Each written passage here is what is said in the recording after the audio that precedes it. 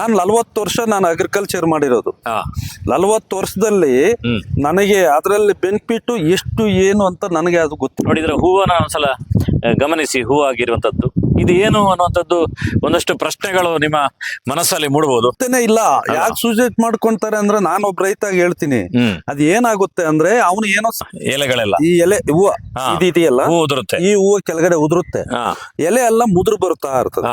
ಸಂಪೂರ್ಣ ಸಹಜ ಕೃಷಿ ಯೂಟ್ಯೂಬ್ ಚಾನಲ್ನ ಎಲ್ಲ ವೀಕ್ಷಕರಿಗೂ ನಮಸ್ಕಾರ. ನಾನು ಶಿವಪ್ರಸಾದ್ ಮಲೆಬೆಟ್ಟು. ನಾನಿವತ್ತು ಬೆಂಗಳೂರಿನ ಪಕ್ಕದಲ್ಲಿರುವಂತಹ ಕೋಲಾರ ಜಿಲ್ಲೆಯ ಮಾಲೂರು ತಾಲೂಕಿನ ಸಣ್ಣ ಗ್ರಾಮಕ್ಕೆ ಬಂದಿದ್ದೇನೆ. ನಿಮ್ಗೆಲ್ರಿಗೂ ಕೂಡ ಗೊತ್ತಿದೆ, ಇವತ್ತು ಟಿವಿಯಲ್ಲಿ ದೊಡ್ಡ ಪ್ರಮಾಣದಲ್ಲಿ TRP ಇರುವಂತಹ ಬಿಗ್ ಬಾಸ್ ಕಾರ್ಯಕ್ರಮದ ಕಂಟೆಸ್ಟೆಂಟ್ ಆಗಿರುವಂತಹ ಉಗ್ರಂ ಮಂಜು ಮ್ಯಾಕ್ಸ್ ಫಿಲಂನಲ್ಲಿ ಒಂದು ಪಾರ್ಟ್ ಮಾಡಿರುವಂತಹ ಪ್ರಸಿದ್ಧ ಚಲನಚಿತ್ರ ನಟರಾಗಿರುವಂತಹ ಉಗ್ರಂ ಮಂಜು ಅವರ ಗ್ರಾಮಕ್ಕೆ ಬಂದಿದ್ದೇನೆ. ಅವರ ತಂದೆ ರಾಗಿ ರಾಮಯ್ಯನವರು ಅವರ ಸಂದರ್ಶನವನ್ನು ಮಾಡೋದಕ್ಕೋಸ್ಕರ ಬಂದಿದೆ. ಬಿಗ್ ಬಾಸ್ ಸಂಬಂಧಿಸಿದ ಅವರ ಸಂದರ್ಶನವನ್ನು ಕಾರಣಾಂತರಗಳಿಂದ ಬಿಗ್ ಬಾಸ್ ಮುಗಿಯುವವರೆಗೆ ನನಗೆ ಪ್ರಸಾರ ಮಾಡಲಿಕ್ಕೆ ಆಗ್ತಾ ಇಲ್ಲ. ಅವರ ತೋಟದಲ್ಲಿರುವಂತಹ ಕೃಷಿಯ ಬಗ್ಗೆ ಇರುವಂತಹ ವಿಚಾರಗಳನ್ನು ನಿಮಗೆ ತೋರಿಸಲಿಕ್ಕೆ ಪ್ರಯತ್ನ ಪಟ್ಟಿದ್ದೇನೆ. ಅದರೊಟ್ಟಿಗೆ ಶ್ರೀ ಕ್ಷೇತ್ರ ಧರ್ಮಸ್ಥಳ ಮತ್ತು ಶ್ರೀ ಕ್ಷೇತ್ರ ಆರಿಕೋಡಿಯ ಪ್ರಸಾದವನ್ನು ತಲುಪಿಸಿದೆ. ಚಾಮುಂಡಿ ತಾಯಿ ನೆಲೆ ಆಗಿರುವಂತಹ ಒಂದು ಕ್ಷೇತ್ರ ಹರೀಶ್ರು ಅಂತೇಳಿ ಅಲ್ಲಿಯ ಧರ್ಮದರ್ಶಿಗಳು ಅವರು ವಿಶೇಷವಾಗಿ ಪ್ರಾರ್ಥನೆ ಮಾಡಿ ಕೊಟ್ಟಿರುವಂತಹ ಒಂದು ಪ್ರಸಾದ. ಈ ದಕ್ಷಿಣ ಕನ್ನಡ ಜಿಲ್ಲೆ ಹೊರಗಡೆಯಿಂದ ಎಲ್ಲ ಕಡೆಯಿಂದ ಬರ್ತಾರೆ, ಫಿಲಂ ಇಂಡಸ್ಟ್ರಿ ಅವರು ಎಲ್ಲರೂ ಕೂಡ ಬರ್ತಾರೆ. ಮಂಜಣ್ಣನಿಗೆ ಒಳ್ಳೇದಾಗ್ಲಿ ಅಂತೇಳಿ ಪ್ರಾರ್ಥನೆಯನ್ನು ಮಾಡಿ ಕೊಟ್ಟಿರುವಂತಹ ಪ್ರಸಾದ. ಅವರ ಪರವಾಗಿ ನಾನು ನಿಮ್ಗೆ ಕೊಡ್ತಾ ಇದ್ದೆ. ಅವ್ರು ಒಳ್ಳೇದ್ ಮಾಡಿ ಸರ್, ಒಳ್ಳೇದ್ ಮಾಡ್ಲಿ. ನಮಗೋಸ್ಕರ ಇಷ್ಟು ಮಾತ್ರ ನೀವು ಅಲ್ಲಿ ಹೋಗಿ ಇದೆಲ್ಲ ಈ ಪ್ರಸಾದ ತಗೊಂಡ್ ಬಂದ್ರಲ್ಲ, ಅದು ಏನು ಇವತ್ತು ಇಲ್ಲಿಗೆ ಒಂದು 300 ಕಿಲೋಮೀಟರ್ 500 ಕಿಲೋಮೀಟರ್ ಇಂದ ಬಂದು ಇವತ್ತು ನಮ್ಮನೆ ಒಂದು ರೈತರ ಮನೆಗೆ ಬಂದು ಆ ಸ್ವಾಮಿ ಪ್ರಸಾದ ಕೊಡ್ತಾ ಇದೀರಲ್ಲ, ನಮ್ ಪುಣ್ಯ, ನಿಮ್ ಭಾಗ್ಯ, ಆ ದೇವ್ರ ಭಾಗ್ಯ. ನಾವ್ ಅಲ್ಲಿಗೆ ಹೋಗಕ್ಕ ನಾವು ನೋಡಿಲ್ಲ, ಹೋಗಕ್ ಆಗ್ಲಿಲ್ಲ. ಈಗ ಬಂದಾಗ ನಿಮ್ ಮುಖಾಂತರವಾಗಿ ದೇವಸ್ಥಾನಕ್ಕೆ ಬಂದು ಆ ಅಪ್ಪನ ಅರ್ಚನೆ ಮಾಡ್ಕೊಂಡ್ ಬರ್ತೀನಿ. ಸಂಪೂರ್ಣ ಸಹಜ ಕೃಷಿ ಯೂಟ್ಯೂಬ್ ಚಾನಲ್ನ ಎಲ್ಲ ವೀಕ್ಷಕರಿಗೂ ನಮಸ್ಕಾರ. ನಾನು ಶಿವಪ್ರಸಾದ್ ಮಲೆಬೆಟ್ಟು. ಬಿಗ್ ಬಾಸ್ನ ಮಂಜಣ್ಣವರ ಮನೆಗೆ ಹೋಗಿದ್ದೆ. ಅಲ್ಲಿ ಅವ್ರ ತಂದೆ ರೈತರು, ಅವ್ರ ಜೊತೆ ತುಂಬ ಬೇರೆ ಬೇರೆ ತೋಟಗಳಿಗೆ ವಿಸಿಟ್ ಮಾಡೋ ಒಂದು ಅವಕಾಶ ಸಿಕ್ಕಿತು. ಈ ತೋಟ ಇರುವಂಥದ್ದು ನಿಮ್ಗೆಲ್ರಿಗೂ ಗೊತ್ತಿದೆ, ಮಾಸ್ತಿ ವೆಂಕಟೇಶ್ ಅಯ್ಯಂಗಾರ್ ಅಂತೇಳಿ, ಮಾಸ್ತಿ ಅವರು ಅಂತೇಳಿ ನಮಗೆ ಚಿರಪರಿಚಿತರು ಅಂತ. ಮಾಸ್ತಿಯ ಊರಿನ ಪಕ್ಕದಲ್ಲಿರುವಂಥದ್ದು ಹಳ್ಳಿಯಲ್ಲಿದ್ದೇನೆ. ನಿಮಗೆ ಇದು ಕಾಣಬಹುದು. ಸಾಧಾರಣವಾಗಿ ಮಂಗಳೂರು ಸೈಡ್ನವರಿಗೆ, ನಮ್ಮ ಭಾಗದವರಿಗೆ ಇದು ಯಾವುದು ಅಂತೇಳಿ ಗೊತ್ತಾಗ್ಲಿಕ್ಕೆ ಸಾಧ್ಯ ಇಲ್ಲ. ಯಾಕಂದ್ರೆ ನನಗೆ ಒಂದು ರೀತಿ ನೋಡಿದಾಗ ಗೊತ್ತಾಗಲ್ಲ. ಇದನ್ನು ಸೂಕ್ಷ್ಮವಾಗಿ ಗಮನಿಸಿದಾಗನು ಗೊತ್ತಾಗೋ ಚಾನ್ಸಸ್ ಕಡಿಮೆ. ನೋಡಿದ್ರೆ ಹೂವನ್ನ ಒಂದ್ಸಲ ಗಮನಿಸಿ, ಹೂ ಆಗಿರುವಂಥದ್ದು ಇದು ಏನು ಅನ್ನುವಂಥದ್ದು ಒಂದಷ್ಟು ಪ್ರಶ್ನೆಗಳು ನಿಮ್ಮ ಮನಸ್ಸಲ್ಲಿ ಮೂಡಬಹುದು. ಇದು ಯಾವುದು ಅಂತ ಹೇಳಿದ್ರೆ, ಇದು ಆಲೂಗಡ್ಡೆ ಬೆಳೆದಿರುವಂಥದ್ದು. ಸುಮಾರು 45 ದಿನದ ಬೆಳೆ ಇದು. ಇಡೀ ಪೂರ್ತಿ ಗದ್ದೆಯಲ್ಲಿ ಆಲೂಗಡ್ಡೆ ಬೆಳೆದಿದ್ದಾರೆ. ಇದರದೊಂದು ಜಸ್ಟ್ ಒಂದು ನಿಮ್ಗೊಂದು ಕುತೂಹಲಕ್ಕೋಸ್ಕರ ಒಂದಷ್ಟು ಇನ್ಫಾರ್ಮೇಶನ್ ಕೊಡುವಂಥದ್ದು. ಯಾಕಂದ್ರೆ ನೀವು ದಕ್ಷಿಣ ಕನ್ನಡ ಉಡುಪಿ ಜಿಲ್ಲೆಯವರು ಇದನ್ನು ಬೆಳೆಯುವುದಿಲ್ಲ, ಹೊರಗಿನವರು ಇದನ್ನು ಬೆಳೀತಾರೆ. ಹೊರಗಿನವರಿಗೆ ಒಂದು ಮಾಹಿತಿ ಆಗ್ತದೆ, ನಿಮಗೆ ಕುತೂಹಲಕ್ಕೆ ಒಂದಷ್ಟು ಮಾಹಿತಿಗಳಾಗ್ತದೆ. ಅದನ್ನು ಮಾತಾಡಿಸೋಕ್ಕೋಸ್ಕರ ರಾಗಿ ರಾಮಯ್ಯನವರು, ಬಿಗ್ ಬಾಸ್ ಮಂಜಣ್ಣವರ ತಂದೆ, ಅವರ ಜೊತೆ ಮಾತಾಡ್ತೇನೆ. ಅವ್ರದ್ದೇ ತೋಟ ಇರುವಂಥದ್ದು. ಅವ್ರ ಹತ್ರ ಮಾತಾಡ್ತಾ ಇದರ ಬಗ್ಗೆ ಪೂರ್ತಿ ಡೀಟೇಲ್ಸ್ ನಮಗೆ ತೋರಿಸ್ತೇನೆ. ವಿಡಿಯೋನ ಸ್ಕಿಪ್ ಮಾಡದೆ ನೋಡಿ. ರಾಮಯ್ಯನವರೇ ನಮಸ್ತೆ. ಸರ್ ನಮಸ್ತೆ ಸರ್, ಹೇಗಿದ್ದೀರಿ? ಚೆನ್ನಾಗಿದ್ದೀರಿ ಸರ್. ರೈತರು ಅಂತ ಹೇಳಿದಾಗ ಪ್ರಾಕ್ಟಿಕಲ್ ಆಗಿ ರೈತರು ಅಂದ್ರೆ ಕೆಲಸ ಮಾಡ್ತಾ ರೈತರು. ಎಷ್ಟೋ ಜನ ರೈತರು ಅಂತ ಹೇಳಿದಾಗ ಯಾವ್ದೋ ಟ್ಯಾಕ್ಸ್ ಮನಿ ಇರ್ತದಲ್ಲ, ಅದನ್ನ ತೋರ್ಸಕ್ಕೆ ತೋಟ ಮಾಡುವಂತ ಇಂಥದ್ದೆಲ್ಲ ಮಾಡ್ತಾರೆ. ನೀವು ಒರಿಜಿನಲ್ ಹಳ್ಳಿಯಲ್ಲಿ ಅದನ್ನ ಅವಾಯ್ಡ್ ಮಾಡಕ್ ರೈತರು ಬರ್ತಾರೆ. ಹೌದೌದು, ನಾವು ಆ ರೈತರಲ್ಲ, ನಾವು ಒರಿಜಿನಲ್ ರೈತರು. ಹೌದು, ನಮ್ಮ ಜೀವನಕ್ಕೆ ತಿರ್ಗಾ ಪ್ರಪಂಚದಲ್ಲಿ ಕರ್ನಾಟಕ ಜನಕ್ಕೆ ಹೊಟ್ಟೆ ತುಂಬಿಸಂತ ರೈತರು. ನಾವು ಟ್ಯಾಕ್ಸ್ ನ ಅವಾಯ್ಡ್ ಮಾಡಕ್ ಬರೋ ರೈತರು. ಅದು ಬೇಡ ನಮ್ಗೆ. ಹೌದು ಸರ್, ನೋಡಿ ಆ ರೀತಿ ಇದೊಂದು ವಿಶೇಷವಾಗಿರೋದು ಬೆಳೆ. ಮುಖ್ಯವಾಗಿ ನಮ್ಮ ದಕ್ಷಿಣ ಕನ್ನಡ ಉಡುಪಿ ಜಿಲ್ಲೆಯಲ್ಲಿ ಇದು ತಿನ್ನೋದು ಮಾತ್ರ ಗೊತ್ತಿರೋದು, ಬಗ್ಗೆ ಬೇರೆ ಬೆಳೆಯೋದು ಗೊತ್ತಿಲ್ಲ, ಏನು ಗೊತ್ತಿಲ್ಲ. ಇದ್ರ ಒಟ್ಟು ಬೆಳೆಗೆ ಎಷ್ಟು ಟೈಮ್ ಇದು ಬೆಳೆ ಎಷ್ಟು ಟೈಮ್ ತಗೊಳ್ತದೆ ಇದು? ಸರ್ ಇದು ತಗೊಳೋದು ಅಂದ್ರೆ ಇದು ಜಲಂಧ್ರದಿಂದ ತರಿಸ್ತೀವಿ ನಾವು, ಬಿತ್ತನೆಗಡ್ಡೆ. ಇದು 6, 8, 10 ಅಂತ 12 ಅಂತ ಬರುತ್ತೆ ಸೈಜು. ನಾವ್ ಇದೆಲ್ಲ 8 ಸೈಜ್ದು. 8 ಸೈಜ್ ಅಂದ್ರೆ 2 ಒಪ್ಪು ಮಾಡಿ ಓಳ ಮಾಡಿ ಇದನ್ನ ಭೂಮಿನಲ್ಲಿ ನಾಟಿ ಮಾಡೋದು. ನಾಟಿ ಮಾಡಿದ 20 ದಿವಸಕ್ಕೆ ಮೊಳಕೆ ಬರುತ್ತೆ. ಇದು 20 ದಿವಸಕ್ಕೆ ಮೊಳಕೆ ಬಂದ್ರೆ 30 ದಿವಸಕ್ಕೆಲ್ಲ ಇದನ್ನ ನಾವು ಸಾಲ್ ನೋಡಿ ಈ ತರ ಇದು ಮಾಡ್ಬೇಕು. 30 ದಿವಸ ಆಯ್ತಂದ್ರೆ 35 ದಿವಸ 40 ದಿವಸ ಒಳಗಡೆ 30 ದಿವಸ ಒಳಗಡೆ ನೋಡಿ ಈ ತರ ಗಡ್ಡೆ ಬರುತ್ತೆ. ನೋಡಿ ಇಲ್ಲಿ ಇದೆಯಲ್ಲ, ನೋಡಿ ಈ ತರ ಗಡ್ಡೆ ಗಿಡದಲ್ಲಿ ಬರುತ್ತೆ. ಈ ಒಂದು ಗಿಡಕ್ಕೆ 5, 6 ಇರುತ್ತೆ ಒಂದು ಗಿಡಕ್ಕೆ. ಒಳ್ಳೆ ವಯಸ್ಸು. ಆ ವಯಸ್ಸಾದಾಗ ಇದೇನ್ ಮಾಡ್ತದೆ, ವಯಸ್ಸು ಆಗ್ತಾ ಈ ಹೂವೆಲ್ಲ ಉದುರುತ್ತೆ. ಎಲೆಗಳೆಲ್ಲ, ಈ ಎಲೆ ಹೂವು ಇದೆಯಲ್ಲ, ಉದುರುತ್ತೆ. ಈ ಹೂವು ಕೆಳಗಡೆ ಉದುರುತ್ತೆ. ಎಲೆ ಎಲ್ಲ ಮುದುರು ಬರುತ್ತಾ ಇರ್ತದೆ. ಎಲೆ ಎಲ್ಲ ಮುದುರು ಬಂದಾಗ ಹಣ್ಣೆಲೆ ಬೀಳುತ್ತೆ. ತಿರ್ಗಾ ಮತ್ತೆ ನೋಡಿ ಅಲ್ಲೊಂದ್ ಸೈಜ್ ಇದೆ ನೋಡ್ ಆ ತರ ಬರುತ್ತೆ ಅದು. ನೋಡ ಆ ತರ. ಎಷ್ಟು ಗೆಡ್ಡೆಗಳು ಬರ್ತದೆ ಇದ್ರಲ್ಲಿ ಒಂದ್ ಗಿಡಕ್ಕೆ ಬಂದು ಇಂಥ ಗಡ್ಡೆ ಬಂದು 5-6 ಬರುತ್ತೆ. 5-6 ಗೆಡ್ಡೆ 5-6 ಅಂದ್ರೆ ಸೈಜ್ ಕಡಿಮೆ ಇದ್ರೆ 6 ಇರುತ್ತೆ. ಸೈಜ್ ಸ್ವಲ್ಪ ದಪ್ಪ ಇದ್ರೆ ಅಂದ್ರೆ 5-4 ಬರುತ್ತೆ. ಒಂದು ಬುಡದಲ್ಲಿ ಎಷ್ಟು ಕೆಜಿ ಬೆಳೀತದೆ? ಒಂದು ಬುಡದಲ್ಲಿ ಒಂದೊಂದು ಗಡ್ಡೆನೆ 1 ಕೆಜಿ ಬರುತ್ತೆ. ಒಂದೊಂದು ಗೆಡ್ಡೆ 1 ಕೆಜಿ, 1 ಕೆಜಿ 3/4 ಕೆಜಿ ಬರುತ್ತೆ. ಇದು ಹೆಚ್ಚು ಕಡಿಮೆ ಚೆನ್ನಾಗಿ ಬೆಳೆ ಆಗಿದೆ. ಇದೆಲ್ಲ ಚೆನ್ನಾಗಿ ರೂಪಾಯಿ ಬೆಳೆ ಆಗಿದೆ. ಇದರಲ್ಲಿ ಹೆಂಗಿಲ್ಲ ಅಂದ್ರೆ 1-2.5 ಕೆಜಿ 3 ಕೆಜಿ ಬರುತ್ತೆ ಒಂದೊಂದು ಬುಡದಲ್ಲಿ. ಒಂದು ಬುಡದಲ್ಲಿ. ಅಲ್ಲ ಸರ್, ನಾನು ಹೇಳ್ತಿರೋದು ನೀವ್ ಹೇಳ್ತೀರಿ ಗೆಡ್ಡೆ 1 ಕೆಜಿ ಬರ್ತದೆ ಅಂತ ಹೇಳಿ. ಹೆಚ್ಚಿನ ಅಂಶ ಆ ಕ್ವಾಲಿಟಿದೆಲ್ಲ ದೂರಕ್ಕೆ ಹೋಗ್ತದೆ ಅಂತ. ನಮಗೆಲ್ಲ ಈ ಸಣ್ಣ ಪುಟ್ಟದೆಲ್ಲ ಬರೋದು ಸಣ್ಣ ಚಿಪ್ಸ್ ಹೋಗುತ್ತೆ ಗಡ್ಡೆ. ನಿಮ್ಗೆಲ್ಲ ಬರೋದು ಅದು ಸಣ್ಣ ಗಡ್ಡೆ. ಅದು ದಪ್ಪ ಗಡ್ಡೆ ಬಂದು ದಪ್ಪ ಗಡ್ಡೆ ಎಲ್ಲ ಚಿಪ್ಸ್ ಹೋಗುತ್ತೆ. ಅದನ್ನ ಇಲ್ಲೇ ಡಿವೈಡ್ ಮಾಡ್ತಾರೆ. ಇಲ್ಲೇ ಡಿವೈಡ್ ಮಾಡಿಬಿಟ್ಟು ಅದನ್ನ 50 ಕೆಜಿ ಚೀಲ ಮಾಡಿ ಕಳಿಸ್ಬಿಡ್ತಾರೆ. ಒಟ್ಟು 1 ಎಕರೆಯಲ್ಲಿ ಎಷ್ಟು ಬುಡ ಹಾಕ್ಲಿಕ್ಕೆ ಆಗ್ತದೆ? ಇದು 1 ಎಕರೆಗೆ ಬುಡ ನಾವು ಲೆಕ್ಕ ಮಾಡಕ್ ಆಗಲ್ಲ. ಅಂದಾಜು ಇದು ಮೂಟೆಗಳು ಬರುತ್ತೆ. ಮೂಟೆ ಎಷ್ಟು ಮೂಟೆ ಅಂತ ಹೇಳಿ? 50 ಕೆಜಿ ಮೂಟೆ ಬಂದು 8ರಿಂದ 12 ಮೂಟೆ ಬೀಳುತ್ತೆ. ಇದೀಗ ಎಷ್ಟು ಎಕರೆ ಇದೆ ಈ ಜಾಗ? ಇದು 1.5 ಎಕರೆ ಇದೆ. ನೋಡಿ ಸ್ನೇಹಿತರೆ, ಒಂದು ಸ್ವಲ್ಪ ತೋರಿಸಿ ಅಲ್ಲಿ ಪೂರ್ತಿ 1.5 ಎಕರೆ ಜಮೀನು.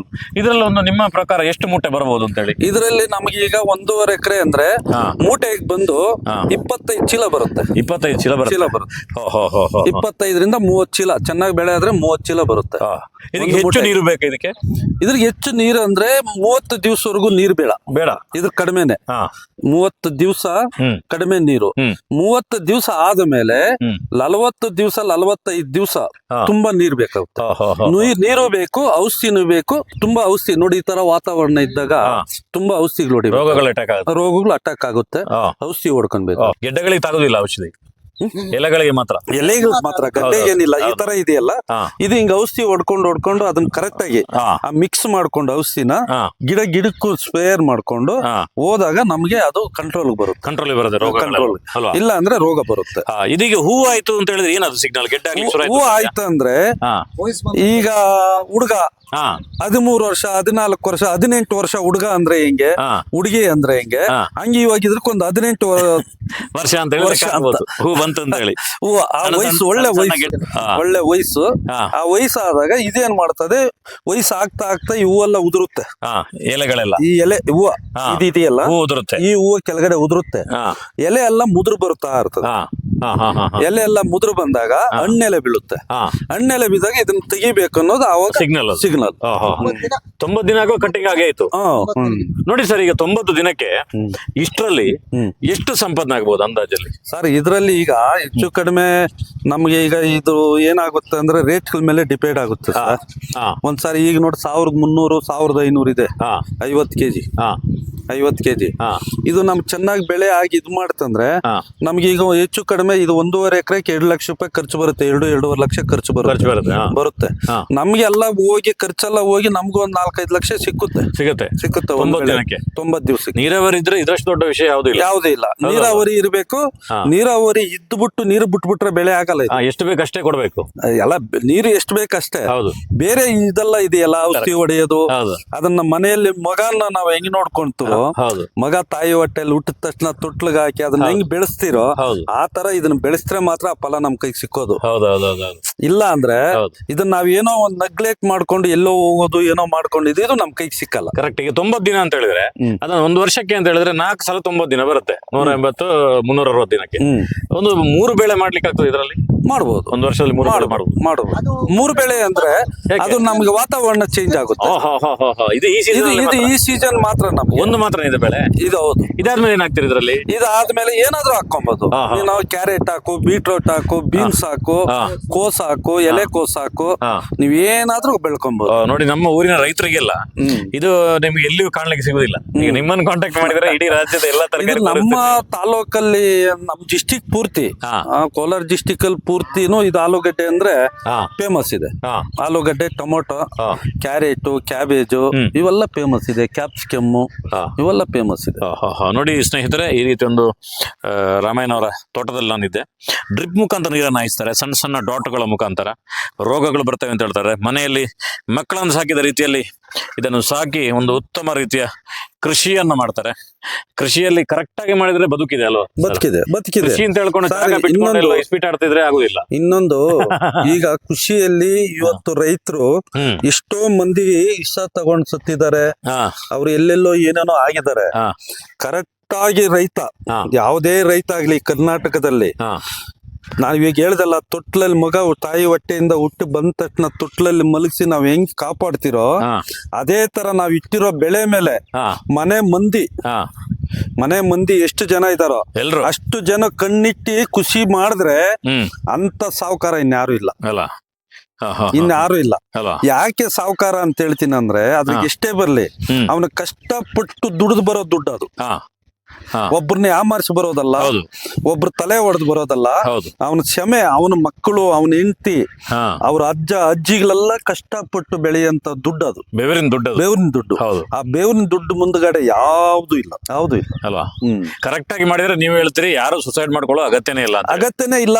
ಯಾಕೆ ಸೂಸೈಡ್ ಮಾಡ್ಕೊಂತಾರೆ ಅಂದ್ರೆ, ನಾನೊಬ್ಬ ರೈತಾಗಿ ಹೇಳ್ತೀನಿ, ಹ್ಮ್ ಅದ್ ಏನಾಗುತ್ತೆ ಅಂದ್ರೆ, ಅವನು ಏನೋ ಸಾಲ ಮಾಡ್ತಾನೆ, ಹಾ ಸಾಲ ಮಾಡಿ ಇಲ್ಲಿ ಬೆಳೆ ಹಾಕ್ತಾನೆ, ಬೆಳೆ ಹಾಕ್ಬಿಟ್ಟು ಅದ್ರ ಕಡೆ ಜವಾಬ್ದಾರಿ ಕೊಡಲ್ಲ. ಹಾ ಎಲ್ಲೋ ಹೋಗೋದಕ್ಕೆ ಕಡೆ ಹೋಗೋದು, ಇಲ್ಲಾಂದ್ರೆ ಯಾವ್ದೋ ಒಂದು ಇಸ್ಪೀಟ್ ಆಡೋದು, ಹಾ ಇಲ್ಲ ಒಂದು ಎಂಡದ ಚಟದಲ್ಲಿ ಬೀಳೋದು, ಹಾ ಅದೆಲ್ಲ ಮಾಡಿದಾಗ ಮನೆ ಮಂದಿಗೆ ಅದನ್ನ ಮಾಡೋಷ್ಟು ಶಕ್ತಿ ಇರಲ್ಲ. ಹೌದು ಇನ್ನು ಅವನೇ ಮನೆ ಯಜಮಾನನೇ ಹಾಳಾಗ್ತಾರ, ಮನೆ ಮಂದಿ ಏನ್ ಮಾಡ್ತಾರೆ? ಹೌದು ಮನೆ ಯಜಮಾನ ಹಾಳಾಯ್ತಂದ್ರೆ ಬೆಳೆನೂ ಹಾಳಾಯ್ತು, ಬೆಳೆ ಹಾಳಾಯ್ತಂದ್ರೆ ಮನೆನೂ ಹಾಳಾಯ್ತು. ಹೌದು ಕರೆಕ್ಟ್ ಅಲ್ಲ, ಇಷ್ಟು ಇರೋದು ಇದ್ರಲ್ಲಿ. ಹೌದು, ಹೌದು. ಖುಷಿ ಅಂದ್ರೆ ಭಾರಿ ಕಷ್ಟ ಇದೆ ಸರ್, ಹೌದು ಏನ್ ಅಷ್ಟು ಈಜಿ ಇಲ್ಲ.